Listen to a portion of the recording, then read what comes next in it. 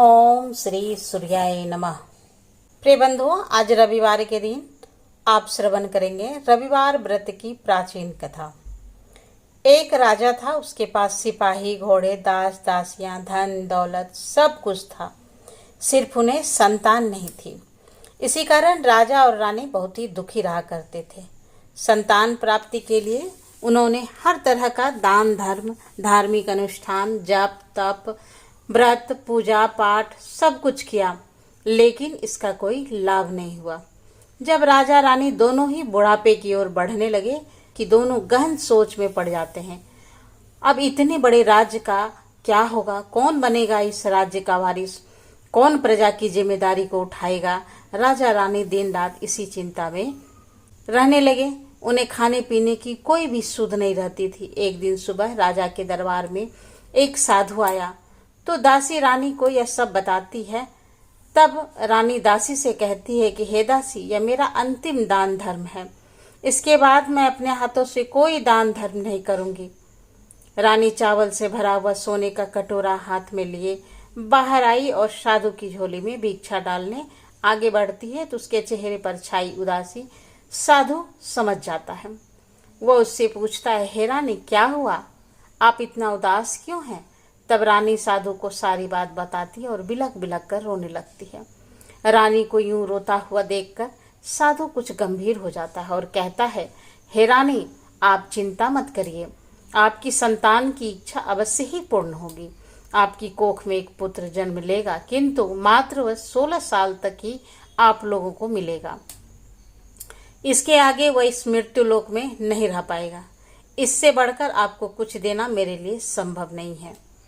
अपनी बात पूरी करते हुए उसने अपनी झोली में हाथ डाला, थोड़ी सी भूत निकालकर रानी को दी और कहा, आप और महाराज दोनों इन्हें बांटकर ग्रहण करना, तुम्हें जल्द ही बहुत ही सुंदर पुत्र प्राप्त होगा। इतना कहकर साधु अपनी राह चला गया। उसी रात राजा अपना दरबार खत्म करके रानी के पास महल में आए तो रानी ने राजा को सारी बात बताई और साधु की दी हुई भूत राजा को दिखाई और बोली, साधु महाराज ने यह भूत हम दोनों को ग्रहण करने के लिए कहा है। तो महाराज बोले कि हे महारानी, इतना दान धर्म किया, जब तप उपवास किया, लेकिन इसका कोई फल नहीं मिला। क्या अब इस भरोसे में संतान प्राप्त होगी? तो रानी बोली, जब इतना सब कुछ किया है तो अब यह भी कर लेते हैं। हे महाराज, साधु के क्रोध को क्यों बुलावा दें? प्रिय भक्तों, राजा को जब किसी पर विश्वास नहीं था, पर रानी को दुख नहीं पहुंचाना चाहता था, इसलिए वह राजी हो गया। उसने साधु महाराज का नाम स्मरण करके वह भभूत बांटकर दोनों ने खा ली। इसके बाद दोनों निश्चिंत होकर सो जाते हैं। कुछ दिन गुजर जाते हैं और साधु द्वारा कहे अनुसार रानी गर्भवती हो जाती है। उस पर राजा रानी दोनों ही खुशी का ठिकाना नहीं रहा। राजा रानी से बोला, हे महारानी, सचमुच साधु महाराज की कृपा हो गई। 9 महीने 9 दिन और 9 घंटे पूरे होने पर रानी ने एक अत्यंत सुंदर गोरे चिट्टे पुत्र को जन्म दिया। राजा ने बड़ी धूमधाम से पुत्र का नामकरण संस्कार किया। सारे राज्य में 8 दिन तक उत्सव मनाया गया। राजा को इस बात का पता था कि हमारा पुत्र सिर्फ 16 साल तक ही हमारे पास रहेगा। उसके बाद राजा और रानी बड़े प्रेम से बेटे की परवरिश करने लगे। उनकी हर ख्वाहिश पूरी कर दी थी। थोड़े समय के लिए ही भगवान ने संतान की अपनी मुराद पूरी कर दी। राजपुत्र दिन प्रतिदिन बड़ा होता गया। जब वह 8 साल का हो जाता है तो राजा एक अच्छे गुरु की नियुक्ति करके अस्त्र शस्त्र की विद्या, घुड़सवारी इत्यादि सब शिक्षाएं उसे प्रदान कराते हैं। अब वह सभी विद्याओं में पारंगत हो चुका था और इस प्रकार वह 12 साल की उम्र का हो गया। तब एक अच्छी सी राजकन्या को खोजकर उसका विवाह कर दिया गया। इस प्रकार राजा और रानी और उनके पुत्र का जीवन सुखपूर्वक बीत रहा था। लेकिन जब राजपुत्र तो एक दिन उसने अपने पिता से कहा, पिताजी, मैं अपना राज्य घूमकर देखना चाहता हूँ। आज तक मैंने सिर्फ इस रजवाड़ी के अतिरिक्त कुछ नहीं देखा। बेटे की बात सुनकर राजा चिंतित हो जाता है, क्योंकि पुत्र का 16वां साल शुरू हुआ था। अब कोई अनहोनी होने का वक्त नजदीक आ गया था। लेकिन राजा यह सब बातें पुत्र को नहीं बता सकता था। वह क्या करता, चेहरे पर झूठी मुस्कुराहट लेकर बेटे से कहा, हे पुत्र, जरूर तुम्हें अपने राज्य के बारे में जानना चाहिए। मेरे बाद तुम ही तो राजा बनोगे, अपना राजपाट संभालोगे। परंतु एक बात का ध्यान रखना, तुम जहाँ भी जा रहे हो, क्या कर रहे हो, यह बात अपनी पत्नी को मत बताना। पुत्र कहता है, ठीक है पिताजी, आपने जो कहा मैं वैसा ही करूँगा।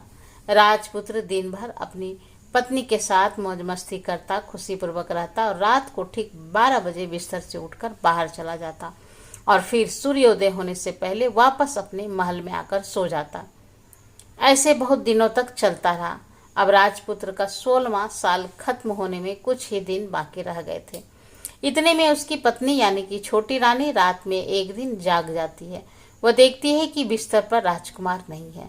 वह महल में सब जगह देखती है तो राजपुत्र कहीं नजर नहीं आता। अब वह सोचती है कि वह क्या करेगी, किससे कहे। वह चुपचाप रहती है। फिर भोर होने पर वह देखती है कि उसका पति अपनी जगह सोया हुआ है। वह पति से कुछ नहीं पूछती, लेकिन दूसरी रात भी वैसा ही होता है। तीसरी रात, चौथी रात, 5वीं रात, ऐसे बहुत दिन तक चलता रहा। छोटी रानी बहुत ही चिंतित हो जाती है। अब पति रात को कहाँ जाता है, किससे मिलने जाता है, और उसके मन में ढेर सारे सवाल उठ रहे हैं। लेकिन उसे पूछने में भय लग रहा था कि शायद उसका पति क्रोधित ना हो जाए।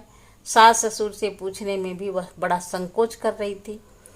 उसकी कुल की मर्यादा बीच में आ जा रही थी। इस तरह छोटी रानी मन ही मन दुखित रहने लगी। इस हाल में उसने खाने पीने में दिलचस्पी नहीं रही। वह दुबली पतली होती जाती। तो उसी राज्य में एक फूल बेचने वाली एक बूढ़ी महिला, एक मालिन थी। वह हमेशा छोटी रानी को फूल देने उसके महल में आती थी। एक दिन उस बुढ़िया का ध्यान छोटी रानी पर जाता है। वह उससे पूछती है कि हे बेटी, तुम्हें किस बात का दुख है, तुम इस तरह सूखकर कांटा क्यों हो गई हो। उस पर रानी कहने लगी कि हे बूढ़ी अम्मा, मैं आपको क्या बताऊं, इस राज्य का राजपुत्र, मेरा पति अर्थात इस राज्य का राजपुत्र, हर रात बिस्तर पर से उठकर कहीं चला जाता है और सुबह भोर होते ही वापस आकर सो जाता है। वह कहाँ जाता है, अपने प्रेमिका से मिलने जाता है, क्या करता है, मुझे कुछ नहीं पता। यही सब सोचकर मैं दुबली होती जा रही हूँ। मैं खाना पीना ग्रहण नहीं कर पाती। वह बुढ़िया उसे एक उपाय बताती है। कहती है, बेटी ऐसा करना कि आज रात तुम सोना मत। तुम्हारा पति जब उठकर कहीं जाए तो उसके पीछे जाकर देखना कि वह कहाँ जाता है, क्या करता है, उसकी अच्छी तरह से पहरेदारी करना। छोटी रानी ने कहा, ए अम्मा, पर मुझे नींद आ गई। तो वह मालिन कहती है, देखो एक काम करना, अपने दाहिने हाथ की उंगली में एक जख्म लगा देना, उस पर थोड़ी सी मिर्ची छिड़क देना, तुम्हें जलन के मारे नींद नहीं आएगी। उसी बुढ़िया के कहे अनुसार छोटी रानी ने अपने उंगली में एक जख्म लगा लिया और उसमें मिर्ची लगा दी। जलन के मारे कुछ देर तक तो उसे नींद नहीं आई। बाद में वह सो जाती है। दूसरे दिन सुबह बुढ़िया फूल लेकर उसके महल में पहुंची और पूछती है, क्या हुआ बेटी, क्या तुम देख पाई कि तुम्हारा पति कहाँ जाता है। छोटी रानी कहती है, नहीं अम्मा, पहले कुछ समय जलन के कारण मुझे नींद नहीं आई, पर कुछ देर के पश्चात मैं सो गई। बुढ़िया कहती है, कोई बात नहीं, आज तुम उंगली पर पहले से ज़्यादा बड़ा जख्म करना और ज़्यादा मिर्ची लगाना। तो छोटी रानी ने वैसा ही किया, परंतु वह सिर्फ पति को बाहर निकलते हुए देख पाई। उसके पश्चात उसकी आंखें मूंद गई, फिर उसे नींद आ गई। दूसरे दिन सुबह वह बुढ़िया फिर आती है। उसके पूछने से पहले ही छोटी रानी रोने लगती और कहती है, अम्मा, मैं आज भी उनकी पहरेदारी ठीक से नहीं कर पाई। बुढ़िया कहती है, रो नहीं बेटी, सब कुछ ठीक हो जाएगा। तुम आज रात जख्म को और बढ़ाकर उस पर ज़्यादा मिर्ची लगाना और एक काम करना, जब वह जाने के लिए निकले तब उसका रास्ता रोक लेना। बुढ़िया ने जैसा बताया छोटी रानी ने वैसा ही किया। आज रात उसे नींद नहीं आई। पति जब रात को महल से निकलने लगा तो वह बुढ़िया ने जैसा बताया था वैसा ही किया। दौड़कर जाकर पति का रास्ता रोकती है और कहती है, आप कहाँ जा रहे हो, किससे मिलने जा रहे हो, मुझे बताओ। राजपुत्र उसे समझाने की बहुत कोशिश करता है कि देखो, अगर मैंने तुम्हें यह बात बता दिया तो मैं तुम्हें दोबारा नहीं मिल पाऊंगा। छोटी रानी कहती है, कोई बात नहीं, ना मिल पाओ, लेकिन आज रात के समय कहाँ जाते हो यह मुझे बता दो। राजपुत्र निरुत्तर हो जाता है और अपने पत्नी के जिद के आगे उसकी एक नहीं चल पाती है। ठीक उसी समय उसका 16वां साल खत्म होने वाला था और 17वां साल लगने वाला होता है। अब वह राजकुमार कुछ सोचता है और कुछ चावल मंत्रों से सिद्ध करके अपनी पत्नी को देकर कहता है, इस चावल को दोनों हाथों में मुट्ठी से पकड़ना, पहले दाएं हाथ में पकड़े चावल मेरे ऊपर फेंकना, मैं कौन हूँ तुम्हें पता चल जाएगा, और बाद में बाएं हाथ में पकड़े चावल मेरे ऊपर फेंकना, मैं जैसा था तुम्हें वैसा मिल जाऊंगा। लेकिन यदि तुम बाएं हाथ के चावल मेरे ऊपर फेंकना भूल गई तो मैं तुम्हें कभी नहीं मिल पाऊंगा। छोटी रानी ने कहा, नहीं भूलूंगी। छोटी रानी बड़े ही आत्मविश्वास के साथ यह कहकर दाएं हाथ में पकड़े चावल पति के ऊपर फेंकती है तो राजपुत्र एकदम एक विशाल घोड़ा बन जाता है। एकदम सफेद लंबी गर्दन और बड़ा ही तेजस्वी, और वह बड़ा घोड़ा देखते ही देखते तेजी से दौड़ने लगता है।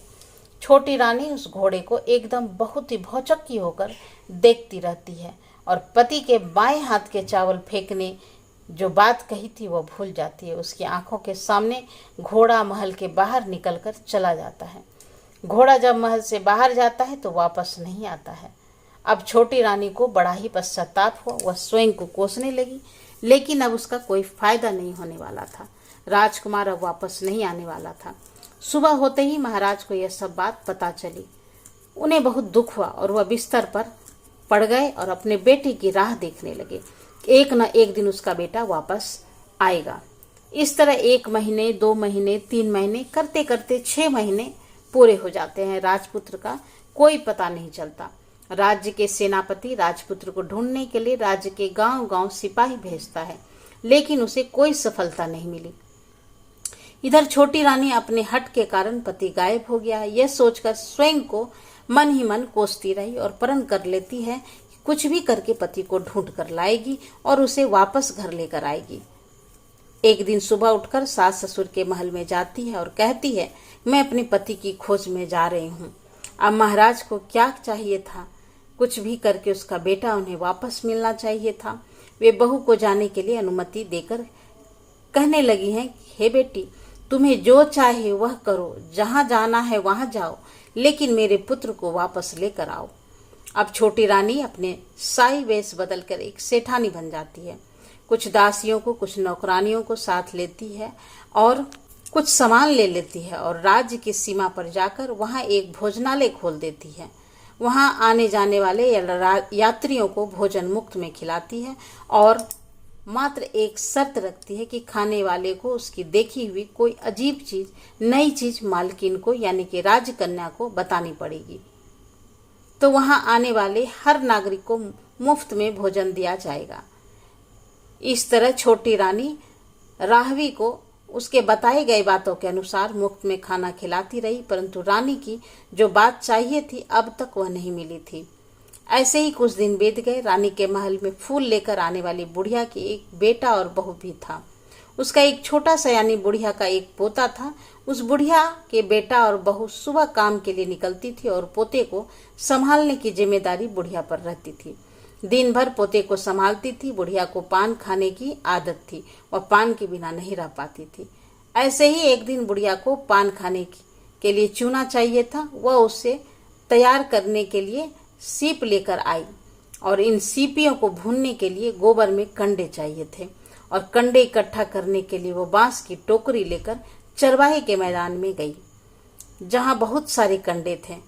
उन्हें जमा करते करते उसे घर आने में अंधेरा हो गया और इस ओर शाम होते ही काम से वापस आकर बेटा और बहू घर पहुंची तो देखा कि बच्चा घर पर अकेला है और बहुत रो रहा है। वह दोनों गुस्से से लाल पीले हो गए और इसी बीच वह मालिन बुढ़िया घर आ पहुंची। बेटे ने पूछा, पोते को घर पर अकेला छोड़कर माँ तुम कहाँ गई थी? बुढ़िया बताने लगी, बेटा मैं गोबर के कंडे इकट्ठा करने गई थी। इस पर बेटा बोला, दोबारा बच्चे को अकेला छोड़कर कहीं मत जाना, मैं तुम्हें बहुत पीटूंगा। बुढ़िया कहने लगी, नहीं बेटा, फिर कभी ऐसा नहीं करूंगी। लेकिन दूसरे ही दिन बुढ़िया यह बात भूल गई और चरवाहे के मैदान पर कंडे इकट्ठा करने फिर से चली गई। शाम को जब बेटा और बहू काम से वापस लौटा तो देखा कि बच्चा घर पर अकेला है और जोर जोर से रो रहा है। अब उसके बेटे की सहन शक्ति खत्म हो गई और बुढ़िया के घर वापस आने पर उसे घर से निकाल दिया। बुढ़िया रात भर घर से बाहर अंधेरे में बैठी रही और सुबह होते ही हाथ में टोकरी लेकर कंडे इकट्ठा करने के लिए निकल गई। उस दिन उस पर कंडे इकट्ठा करने का मानो पागलपन सवार हो गया था। कंडे इकट्ठा करते करते अंधेरा हो गया, उसे मालूम ही नहीं चला। जब उसे ध्यान आया तो गांव का रास्ता भी ठीक ठीक दिखाई नहीं दे रहा था। वह अंधेरे में आंखें फाड़ फाड़ कर देखती और किसी तरह आगे निकलने लगी तो उसने देखा कि एक कपिला गाय छन छन की आवाज करती हुई गले में घंटी बजाते हुए उस मैदान पर आई और उसे देखकर बुढ़िया सोचने लगी कि इस गाय के पीछे पीछे जाऊंगी तो गांव तक पहुंच जाऊंगी। तब बुढ़िया उसके पीछे जाने लगी। वह गाय उस मैदान से लेकर एक एक करके 6 मैदान पार करती है और आखिरी में वह 7वें मैदान तक पहुंचती है। तो वहां क्या होता है कि उस मैदान में एक बड़ा सा पत्थर था। गाय जाकर उस पत्थर को अपने सींग से मारती है। जब गाय ने सींग मारा तो वह पत्थर दूर हट गया और पाताल में नीचे जाने के लिए सीढ़ियां दिखाई देने लगी। तब वह गाय उस सीढ़ियां से नीचे जाने लगी। वह मालिन बुढ़िया यह सब देख रही थी और झट से गाय की पूंछ को पकड़ लिया। वह गाय के साथ नीचे पाताल में पहुंच गई और तुरंत ही गाय की पूंछ छोड़ दी और इधर उधर देखने लगी। उसने देखा कि वहां बहुत सारे दीपक जल रहे हैं, तेज रोशनी है। जब उसकी नजर गाय के ऊपर पड़ती है तो वहां एक अद्भुत घटना घटती है। गाय के गले में अपने आप साल पड़ गई। चमक चमक करके कोई दुधाड़ी गाय का दूध धोने लगा, लेकिन कोई भी वहां नजर नहीं आ रहा था। बुढ़िया बहुत ही घबरा गई कि कहाँ आकर फंस गई। वह सोचने लगी और वहां छिपने के लिए एक जगह ढूंढने लगी, लेकिन उसे कहीं जगह नहीं मिली। हर जगह उजाला ही उजाला था।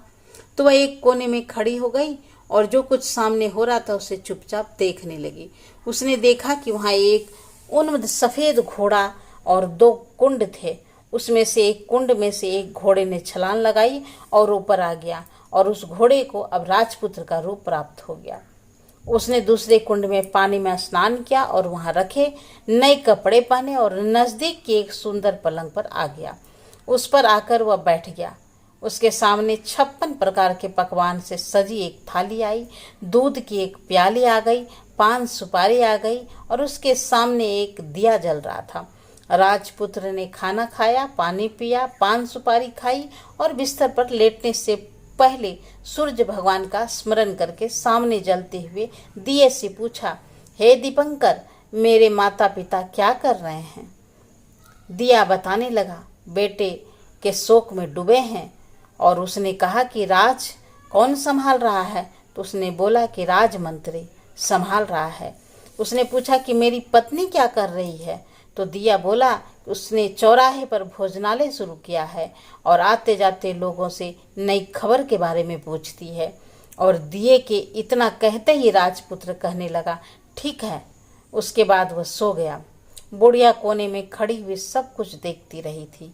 ऐसी अद्भुत घटना उसने जीवन में पहली बार देखी थी। उसे अंदर ही अंदर बहुत ही कुलबुलाहट होने लगी। वो अपनी भूख प्यास भूल गई थी कि आगे क्या होगा। इस उत्सुकता में वह देखने लगी, लेकिन उसके बाद कुछ घटनाएं नहीं घटी। रात गुजर गई, सुबह हो गई। पलंग पर सोया हुआ राजपुत्र उठा और फिर से पहले वाले कुंड में छलांग लगाई। तो अब वह फिर से घोड़ा बनकर कुंड से बाहर आ गया।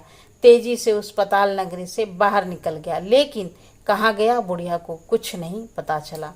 इसके बाद पिछली रात की तरह कोई उस गाय को चमक चमक करके दूध दोहने लगा। जैसे कि दूध दोहना खत्म हुआ, उसके गले की साकर अपने आप खुल गई और वह गाय तेजी से ऊपर जाने लगी, सीढ़ियां की ओर भागने लगी। गाय को दौड़ता देखकर बुढ़िया सोचने लगी कि अब गाय के साथ यहाँ से ऊपर जाना ही समझदारी होगी, नहीं तो कोई मुसीबत आकर उसके ऊपर आ पड़ेगी। झट से उसने गाय की पूंछ पकड़ ली और गाय के साथ ऊपर आ गई। गाय जब मैदान में पहुंची तो उस सुरंग का रास्ता अपने आप बंद हो गया और उसके मुंह पर एक बड़ा सा पत्थर पहले की तरह खड़ा हो गया। ऊपर आकर वह गाय जंगल की ओर निकल गई। इधर उधर बुढ़िया एकदम से बावली हो गई। उसने पाताल नगरी में जो कुछ देखा था वह जल्दी जल्दी किसी को बताने के लिए बड़ी ही उतावली थी। तो उसे एकदम याद आया कि नगर की सीमा पर कोई औरत भोजनालय चला रही है और नई बात बताने वाले को अच्छा अच्छा खाना पीना देती है। वह सोचने लगी, क्यों न मैं यह बात उस औरत को बताऊं। यदि उसे यह बात पसंद आई तो बाकी जीवन खाने पीने की झंझट से मुक्ति मिल जाएगी। बुढ़िया ने मन में तय किया और तुरंत भोजनालय के द्वार पर पहुंच गई, जहां द्वार पर टंगी नगाड़े के सामने खड़ी हो गई और जोर जोर से नगाड़ा बजाना शुरू कर दिया।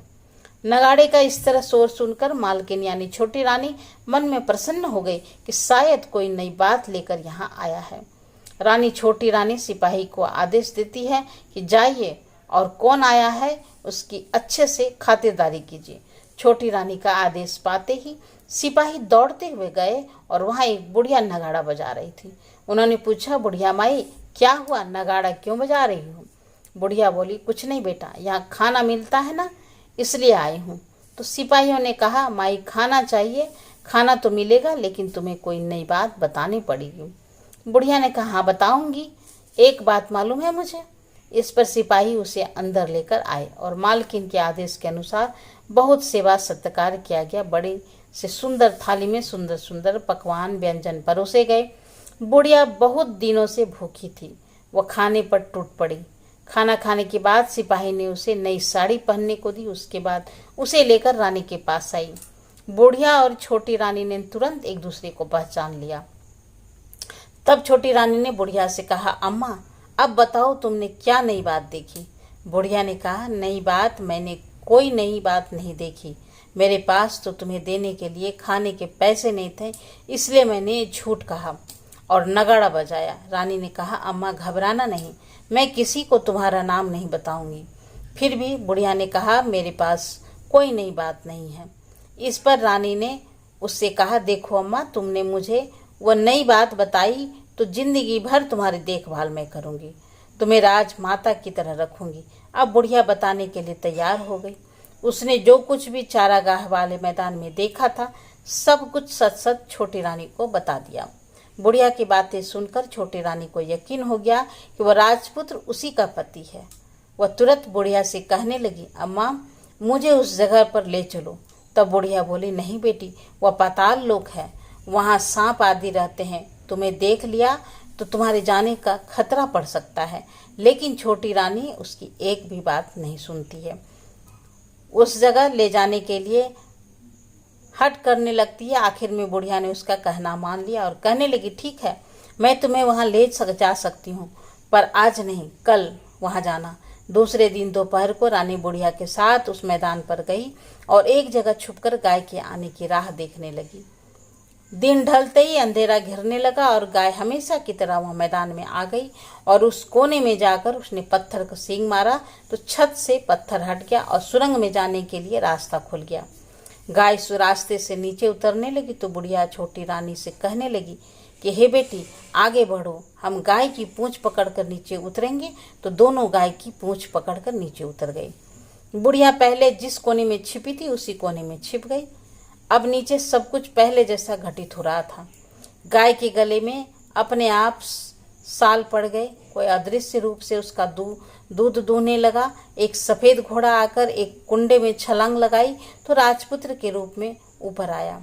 वह राजपुत्र दूसरे कुंड में नहाने लगा और बाद में उसके सामने खाने की थाली आई, दूध की प्याली आई और पान का बीड़ा आ गया। राजपुत्र सब ग्रहण करके सोने के लिए पलंग पर चला गया। सोने से पहले सूर्यदेव का स्मरण करके वह दिए से पूछने लगा, दीपंकर, मेरे माता पिता क्या कर रहे हैं? तो दिया कुछ जवाब नहीं देता है, बल्कि वह बूझने लगता है। तब राजपुत्र को कुछ घटित हुआ। इसका संदेह हो गया कि वह उदास हो गया और जो कुछ हुआ हो जाने दो, ऐसा कहकर वह बिस्तर पर लेट गया। अब रानी का संयम टूट गया। वह दौड़कर अपने पति के पास आई और उसके पैर पकड़ने के लिए आगे बढ़ती है। तब राजपुत्र तुरंत ही पत्नी को पहचान गया और झट से पीछे हट गया। चिल्लाने लगा कि नहीं नहीं, मुझे मत छूना, सर्वनाश हो जाएगा। रानी दोनों हाथ जोड़कर पति से अपनी भूल की स्वीकार करने लगती है कि स्वामी, मुझसे भूल हो गई है। मुझे आपसे नहीं पूछना चाहिए था कि आप रात को कहाँ जाते हो। मैं अपनी भूल स्वीकार करती हूँ। मुझे मेरी भूल की सज़ा मिल गई है। अब आप घर चलो, आपके वियोग में आपके माता पिता ने बिस्तर पकड़ लिया है, आपकी प्रजा बहुत दुखी है। इस पर राजपुत्र कहने लगा, वही तो एक बार तुम गलती कर बैठी हो, अब दोबारा मत करना, नहीं तो मैं तुम्हें जो दिख रहा हूँ वह भी नहीं दिखाई दूंगा। रानी अब विलाप करने लगी, जोर जोर से जमीन पर सिर पटकने लगी। राजपुत्र के मन में उसके प्रति दया उत्पन्न हो गई। वह उससे कहने लगा, यदि तुम मुझे पाना चाहती हो तो तुम्हें एक काम करना होगा। काम कठिन है लेकिन वह तुम्हें अकेले ही करना होगा। रानी ने कहा, कहो स्वामी, कितना भी कठिन काम हो मैं पूर्ण करूंगी। इस पर राजपुत्र ने कहा कि पाताल से ऊपर जाते ही तुम्हें एक घना जंगल नजर आएगा। ऐसे 6 जंगल पार करने के पश्चात तुम्हें एक 7वां जंगल मिलेगा। वह जंगल सबसे घना है। उस जंगल के बीचों बीच एक पीपल का पेड़ है और उसके आसपास की जगह पत्ते, फंदे, जटाएं आदि से ढक चुकी है। वहां बाघ, शेर, सांप, भालू बैठे हैं। तुम्हें उन सबको भगाकर वह जगह साफ करनी है। उसको गोबर से लिपाई करके पवित्र बनाना है, रंगोली से सजाना है। उसके बाद वहां धूप कपूर जलानी है, फूल और कुमकुम से पेड़ की पूजा करनी है, दूध और दही से बने चावल का भोग लगाना है। यह सब तुम्हें दोपहर को 12 बजे से पहले करना है। 12 बजने के समय में तुम्हें उस जगह पर से बैठकर सूर्य भगवान का ध्यान करना है। ठीक 12 बजे सूर्य भगवान का रथ वहां उतरेगा। वे सब देखकर खुश हो जाएंगे और कहेंगे कि जिस किसी ने भी यह सब किया है उसे मैं मनचाहा फल दूंगा। तो तुम सामने जाकर उनके रथ का दाहिना घोड़ा मांगना, मैं तुम्हें मिल जाऊंगा। इतनी बात कहकर राजपुत्र अपने पलंग पर सो गया। छोटी रानी रात भर वहीं रही और सुबह होते ही बुढ़िया के साथ गाय का पूंछ पकड़ के ऊपर आने के बाद बुढ़िया के कहने लगी, अम्मा अब मैं अकेले ही आगे जाऊंगी, तुम भोजनालय वापस जाओ। वह जंगल में जाकर राजपुत्र के कहे अनुसार वह जगह साफ करती है। बाद में राजपुत्र ने जैसा बताया था उसे वैसा लिपाई करके वापस आ गई। दूसरे दिन सुबह होने से पहले उठी और जंगल में उसी जगह पहुंची जहां इत्र गुलाब का पानी छिड़क कर वह जगह सुगंधित की थी। धूप अगरबत्ती जलाकर उसे पवित्र किया और पूजा की। सब सामग्री वहां तैयार रखकर सूर्य भगवान का ध्यान धर के बैठ गया और जैसा कि पति ने बताया था दोपहर के ठीक 12 बजे सूर्य भगवान का रथ उसी पीपल पेड़ पर आकर रुका। और सूर्य भगवान ने जब रथ के नीचे देखा तो सुगंधित वातावरण देखकर वे बहुत प्रसन्न हो गए। फिर वे बोले कि जिस किसी ने यह काम किया है उसे मनचाहा वरदान दूंगा। यह सुनकर वह दौड़कर उसके सामने आ गई और उनको साष्टांग नमस्कार करके बोली, भगवान वह मैं ही हूँ, मैंने ही इस जगह को साफ किया है। तो सूर्य भगवान ने कहा, अच्छा तो तुम्हें जो चाहिए वह मांगो। उसने कहा, भगवान मुझे आपके रथ का दाहिना घोड़ा चाहिए। सूर्य भगवान बोले, नहीं नहीं, मैं तुम्हें और कुछ भी दे सकता हूँ लेकिन यह घोड़ा नहीं दे सकता। मेरे रथ के 12 घोड़े हैं, तुम चाहो तो कोई और घोड़ा मांग लो लेकिन यह दाहिना घोड़ा नहीं, वह मैं तुम्हें नहीं दे सकता। छोटी रानी ने एक नहीं सुनी। वह सूर्यदेव से एक ही बात रट लगाती रही कि उसे दाहिना घोड़ा दे दीजिए, नहीं तो मैं आपको पैरों में गिरकर अपनी जान दे दूंगी। अब सूर्यदेव धर्म संकट में पड़ गए। उन्होंने वचन दे दिया था, अब अपने वचन से पलट भी नहीं सकते थे। अब सूर्यदेव भगवान से बोले, मैंने तुम्हें घोड़ा दे दिया लेकिन घोड़ा दे दिया वह तुम्हें वहाँ नहीं मिलेगा, तुम्हें उसे पाताल लोक में जाकर लाना होगा। रानी बोली, पाताल लोक में ही? क्यों भगवान, मैं उन्हें पाने के लिए कहीं भी जा सकती। रानी को वचन देकर भगवान सूर्यदेव अंतर्ध्यान हो गए और अपने मार्ग पर चले गए। इधर रानी जंगल से अपने भोजनालय में गई, फिर बुढ़िया को साथ लेकर उस मैदान में गई और जल्दी ही शाम हो गई। शाम होते ही वहाँ एक गाय आई। उसने सींग मारकर सुरंग का पत्थर हटाया, नीचे उतरने लगी। रानी और बुढ़िया जल्दी जल्दी उसकी पूंछ पकड़कर नीचे उतर गई। पाताल में सब घटनाएं पहले की तरह ही घटने लगी। घोड़े का एक कुंड से नहाकर राजपुत्र बन जाना और नहा धोकर पलंग पर जाकर बैठना, उसे खाने की थाली, दूध प्याली, पान का बेड़ा आदि आना। लेकिन आज एक बात नहीं घटी। आज 2-2 थाली, 2-2 दूध की प्याली और 2-2 पान के बीड़े उसके सामने हैं। वह कुछ नहीं बोला। अपने हिस्से की थाली खाकर, दूध पीकर, पान का बेड़ा चबाकर वह सोने चला गया और हमेशा की तरह दिए से पूछने लगा, हे प्यारे, दिए दीपंकर, मेरे माता पिता क्या कर रहे हैं? दिए ने बताया कि हे राजपुत्र, वे दोनों तुम्हारे शोक में मरने की स्थिति में पहुंच गए हैं। ऐसा सुनकर इनकी आंखों से झरझर आंसू टपकने लगे। फिर वह पूछने लगा, हे दीपंकर, मेरा राज्य कैसा चल रहा है? दिए ने कहा, राजपुत्र, तुम्हारा राज्य प्रधानमंत्री चला रहा है और वह सब कुछ हड़प चुका है। वह प्रजा पर बहुत ही अत्याचार कर रहा है। यह सुनकर राजपुत्र को बड़ा ही क्रोध आया। वह क्रोध से तमतमा गया, अपनी मुट्ठी भींचने लगा। अब उसने दिए से पूछा, दीपंकर, मेरी पत्नी क्या कर रही है? अब दिया कुछ नहीं बोला और चुप रह गया। तब फिर छोटी रानी का संयम जवाब दे गया। दौड़कर पति के गले लग गई और फिर अपने पति राजपुत्र से फूट फूट कर रोने लगी और कहने लगी, हे स्वामी, अब आप हमें वचन दीजिए कि आप फिर से घोड़ा नहीं बनेंगे। तो उसने अपनी पत्नी को वचन दिया कि हे प्रिय, मैं दोबारा घोड़ा नहीं बनूंगा। तुमने तो इतने सारे कष्ट उठाए मुझे पाने के लिए, सूर्य देव से तुमने सौदा किया और तुमने मुझे घोड़े के जन्म से मुक्ति दिलाई। इसके बाद दोनों पति पत्नी और बुढ़िया उस गाय का पूंछ पकड़कर पाताल लोक से सीधे बाहर आए और भोजनालय में और वहां सब सामान लोगों में बराबर बराबर बांट दिया और फिर उसके बाद अपने राज्य को लौट गए। राजपुत्र वापस आता है और उसके तेवर देखकर जो प्रधानमंत्री होता है घबरा जाता है। राजपुत्र ने उसे बंदी बनाने का आदेश दे दिया और उसे कैद खाने में डलवा दिया और राज की बागडोर अपने हाथों में ले ली। इसके बाद वो अपने माता पिता से मिलने के लिए महल में गया। तब राजपुत्र वहां पहुंचकर क्या देखता है कि उसके माता पिता उसके शोक में अस्थि पंजर बने हुए हैं। पुत्र को वापस आया देखकर मन्नासन राजा रानी की आंखों से टप टप अश्रु की धारा बहने लगती है। उन दोनों ने पुत्र को गले लगा लिया, उसे बड़ा ही प्रेम किया।